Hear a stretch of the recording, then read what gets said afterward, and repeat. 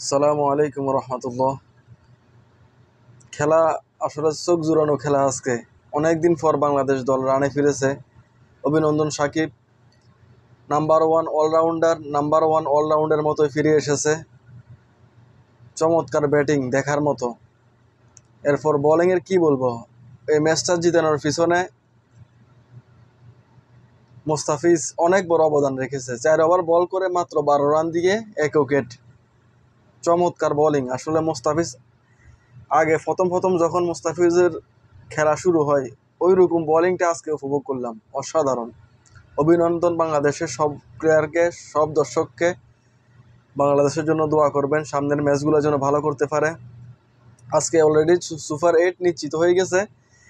এবং একটু সমালোচনা করতে চাই আমাদের লর্ড ক্যাপ্টেন, বাংলাদেশের সর্বকালের সর্বনিকৃষ্ট ক্যাপ্টেন নাজমুল হোসেন শান্তর। এই কেমন ব্যাটিং তার! সে কি ক্যাপ্টেন কোটায় খেলতেছে না কি কোটায় খেলতেছে আমি জানি না।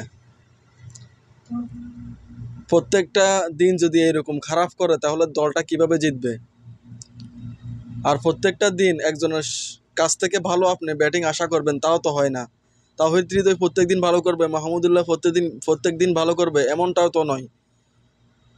নাজমুল হাসান পাপন বলেছে এই যে লিটন এবং শান্ত একদিন খেলে দিলেই হবে। একদিন খেলতেছে? লিটন তো যা কিপার হিসেবে ভালো করতেছে, উইকেট কিপার হিসেবে 2টা স্টাম্পিং করছে আজকে, খুব ভালোই করছে। ও হিসাবে তাকে রাখা যায়। চমৎকার কিপিং করছে আজকে। তো সর্বশেষ বাংলাদেশের প্লেয়ারদের কাছ থেকে আরও ভালো আশা করি আমরা। তারা যেন আরও ভালো খেলতে পারে, সবাই দোয়া করবেন।